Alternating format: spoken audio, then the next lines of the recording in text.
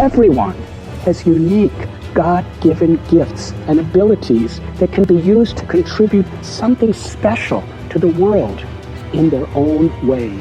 True humility is to have courage, to have confidence, not based on our own egoistic identity of how I'm better or worse than others. It's through confusion, it's through challenges that often inspire us to search deeper. Top 10, I got a top 10. Got my motivation high for my top 10. Gotta learn from the wise women and men. All my life, like 9 and 9. For my top 10, top 10, 9 and 9. This one's for my top 10.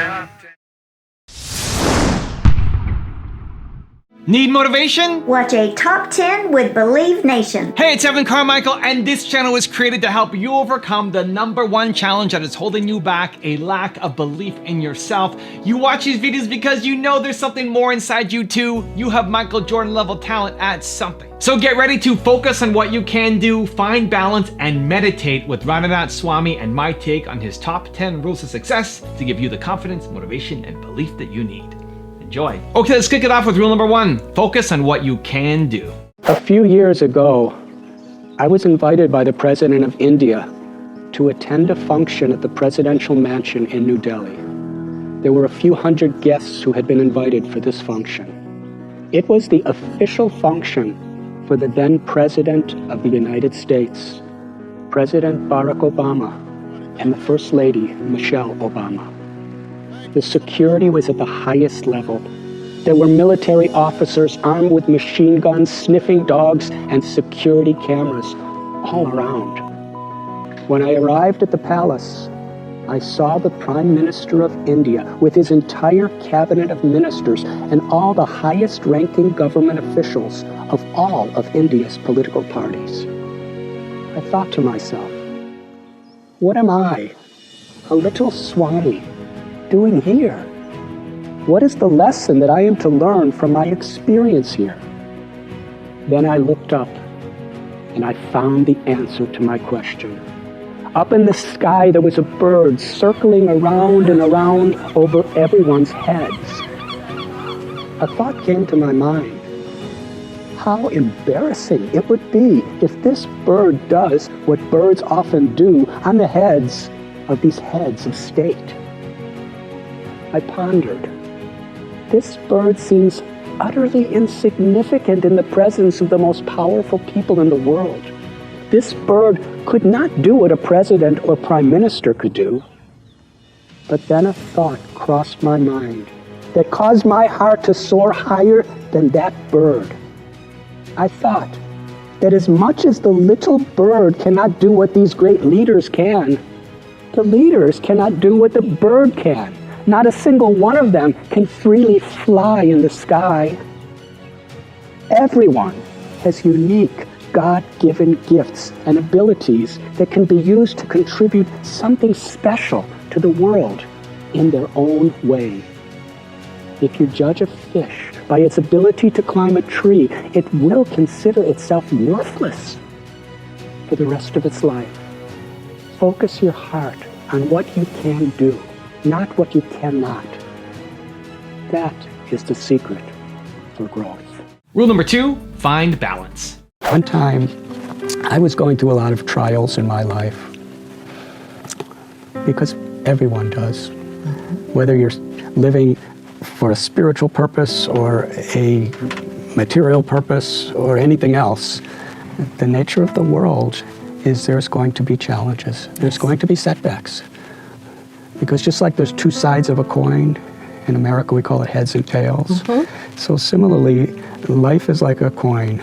And wherever there's happiness, the other side is distress. There's health, there's disease, honor, dishonor, pleasure, pain, success, failure, birth, death. It's a world of dualities. And that coin is always going to flip over. And there's not that much we can do about it. However much we know, however much we have, there's a little space between the heads and the tails, the rim. Yes. And in that place, we actually find balance. And that's very important, that balance between people. The balance, the harmony between the body, the mind, and the spirit. That's the place where our relationships can be real, can be fulfilling, and can be sustainable. Rule number 3, be truly humble. A humble heart can appreciate what others are giving us, can appreciate what others are doing. One of the greatest obstacles in creation is envy. If somebody does something better than us, we become envious, or we become depressed. If I am doing something greater than another, we become arrogant or condescending. These qualities create a miserable state of consciousness. There can be no peace, there can be no true happiness, because it's a total disconnect from the heart, from the soul. Humility is not about being cowardly. It's not an act of self-effacement. True humility is to have courage, to have confidence, not based on our own egoistic identity of how I'm better or worse than others. True humility empowers us with a connection to God's grace. And when we connect to that grace, we understand there's a power beyond my own that could give me the intelligence, that could give me the skills to overcome obstacles. And when we have that connection, then we actually become a true well-wisher of others. We love to see other people succeed.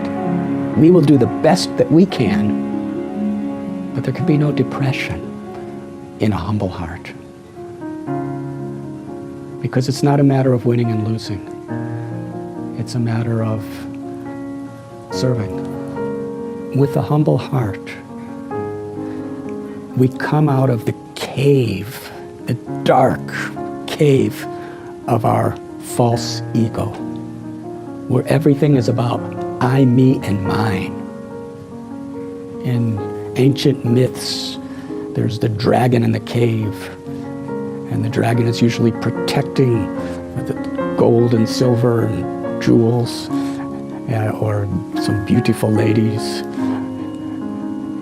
And the dragon can't really enjoy it, but won't let anybody else come near it. That's really the state of everybody, to one extent or another, who is disconnected from the soul and from God. This ego is about I, me, and mine. A humble heart means to come out of that dark ego, to slay that dragon of greed, and to actually know that in living in a spirit of appreciating the grace, the power of God, and being an instrument of that power in our life, we can overcome depression. We can overcome arrogance. We can overcome the ego with all of its cohorts. Rule number 4, change your perspective. Sometimes the solutions to our problems, if they are not seen in the larger perspective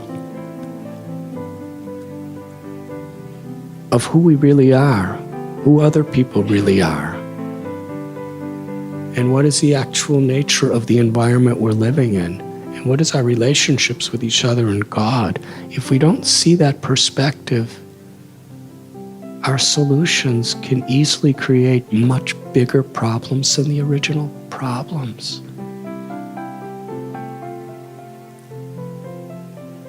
That's so much what's going on in the world today. In the name of politics, in the name of science and technology, in the name of education, in the name of social development, what to speak of in the name of personal relationships. Also, if you want to have more motivation and self-love, check out my 254 series. They're free. The link to join are in the description below. No one on planet Earth can stop you from accomplishing and achieving what you want. The quality of your life is essentially determined by how you carry this one. Yes or no? You don't see a very perfect person, but your intention is to see everyone is perfect. When you are looking for perfection in everybody around, I tell you, you forget to see the imperfection inside of you. Rule number 5, meditate. Meditation can give us better sleep, reduce our stress, make us more peaceful, help us to deal with the conflicts of life with a more focused mind. But that's not the true gift of meditation. Meditation is meant to awaken the true potential within all of us, to understand who we are. What is my relationship with all living beings, and what is my relationship with nature? The mind is compared to a mirror. When you look in a mirror, you expect to see yourself. But when that mirror is covered with years and years of dust, pollution, you don't see yourself. All you see is all that pollution, all that dust, and you think that's me. Meditation is meant to clean the mirror of the mind so that you can actually see yourself as you are. And as to the degree you see yourself as who you are, you can see the whole world for what it is. And you can see all living beings for who they truly are.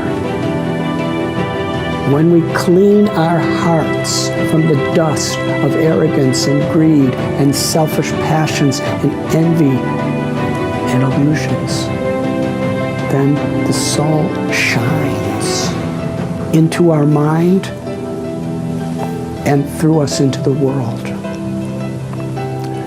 If you have $1 million, it solves all the $1, $2, $5, $10, $100 problems. They are all included. So similarly, when enlightenment of the true nature of the soul, the love of the soul is awakened through meditation, then the problems with stress and the problems with lack of clear thinking and the problems of sleep and all of these things are automatically solved. The goal of meditation is to awaken the highest potential in every human life, which is the awakening of divine love. Rule number 6, search deeper. It's through confusion, it's through challenges that often inspire us to search deeper. Obstacles are actually great aids to enlightenment and to a deeper meaning in life. When we're content and satisfied with superficial things, then we never really look deeper. So the frustrations and difficulties we endure in the path of life actually can be seen as blessings because they help to make us more aware that there's something deeper, there's something more profound that's really my purpose and also my potential. Rule number 7, harmonize your body with your mind. A truly happy person does not find his or her happiness in the ever-changing circumstances that surround them. This is a problem with the way people perceive life. We're seeking happiness in all sorts of temporary, fleeting experiences that are so often beyond our control. Real happiness is not determined by the external situation.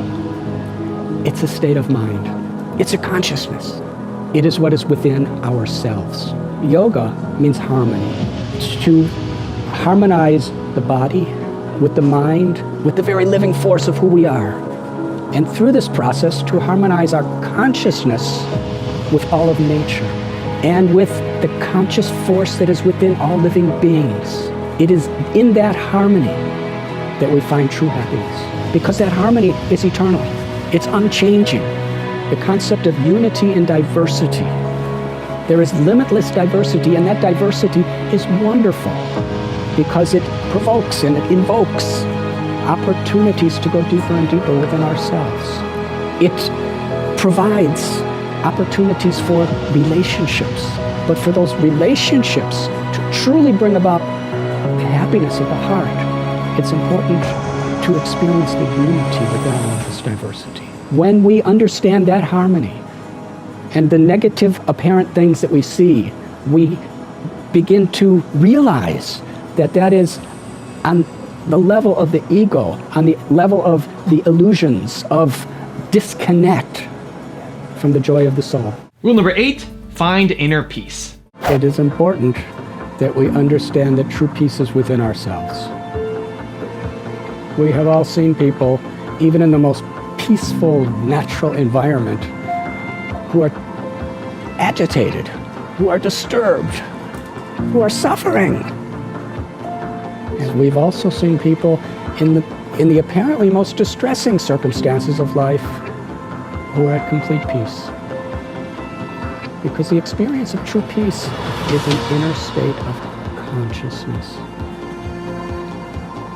And that's what every great religion, that's what every great spiritual path is teaching us. We must learn to find peace within ourselves. But so much of our life is seeing the external world and interacting with it. So in order to find true peace within ourselves, we must harmonize the way we live with our true nature.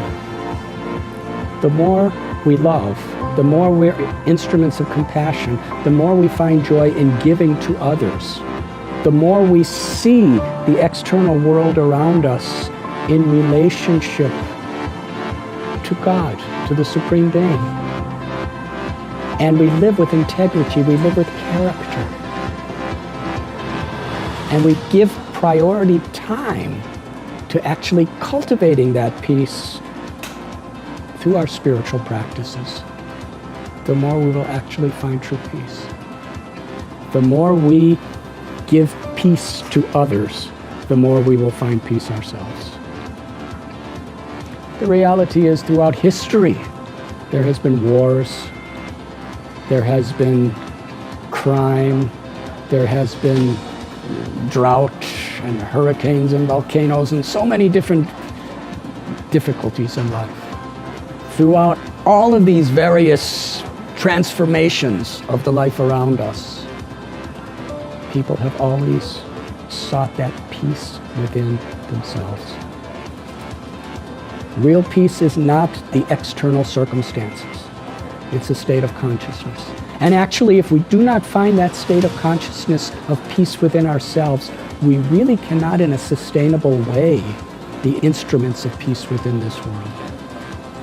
It's the greatest need of human society, to learn the value of compassion, to learn the value of love, to learn how to find that peace, to experience that peace within ourselves and extend it to the world around us. Rule number 9, find opportunity in everything. Just as my beloved Guru Srila Prabhupada would use an analogy that when you see through green-colored glasses, everything looks green. And if you see the same sight through yellow-colored glasses, it looks yellow. And if it's blue-colored glasses, it looks blue. And if it's clear glasses, you see it for its actual color. So similarly, we are seeing through the mind, not just through the eyes. Because even people with the same type of eyes and the same vision, what we see in the world is so different. In my 65 years, I don't think I've ever met anyone who sees anything the same way. Because everyone has a very unique state of mind. And we can give some general psychological categories to the way people think.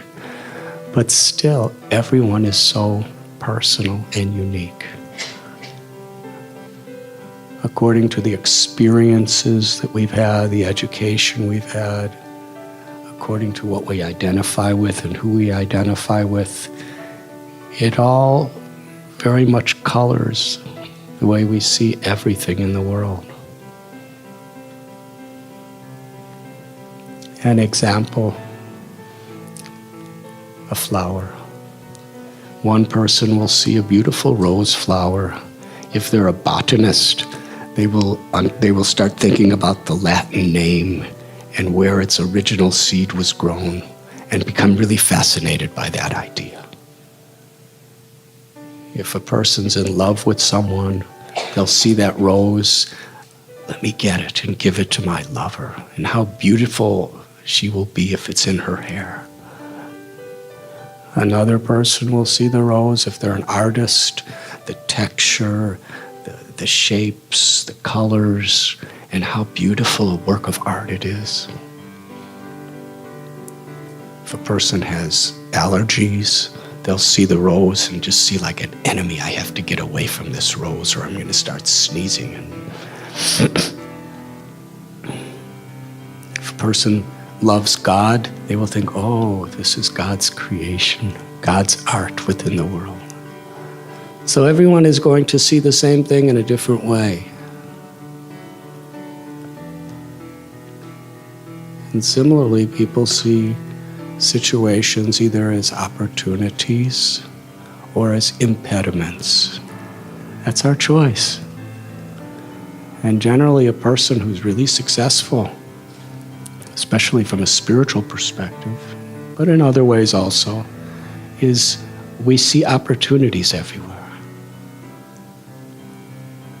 Even in apparent setbacks. And rule number 10, the last one before a very special bonus clip, is properly manage your stress. Stress, it seems to follow us at every turn in life. Through timeless wisdom, we could learn to transform stress into a positive energy that inspires personal fulfillment and heightened productivity. The same stress that pummels us into anxiety has the potential to increase the value of life, physically, emotionally, and spiritually. Stress can break us or strengthen us. An athlete grows in speed and strength through enduring stress. For example, when lifting weights, the greater the resistance, the stronger the weightlifter becomes.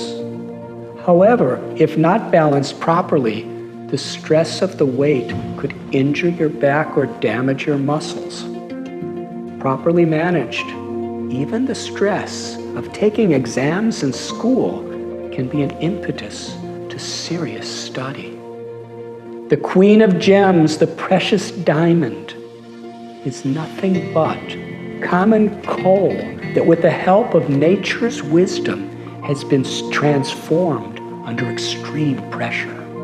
And gold, the king of metals, is purified by blazing fire. Now I have a special bonus clip around learning to love others that I think you're going to enjoy. But before that, it's time for the 3-point landing questions. Let's go from just watching a video to taking action. Here we go. Number 1, how can you better focus on what you can do? Number 2, what's the perspective change that you need to make? And number 3, what does balance look like for you? And if you made it this far in a video, I want to celebrate you. Give me a hashtag believe down in the comments as well. Pleasure is something of the heart. Things can give some degree of satisfaction to the mind and senses, but nothing, no thing can give any gratification to the heart. Only to love and be loved can give satisfaction to the heart. Unfortunately, we are so distracted to things, that we compromise the integrity and values that make our life meaningful. In my 65 years of living in this world, I have never, ever seen anyone who was loved because of their money, because of their position, because of their title in a corporation or in politics, because of their skills. Nobody loves you for that. People may respect, people may enjoy according to what they get out of it. And most of the time, people are envious. But when we're compassionate, when we have values, when we have learned how to love others, people love us. What's really valuable in life? To love and be loved, or just to accumulate? The evolution of humanity is going from the obsessive need to get things to the joy of giving with love, with compassion, with values.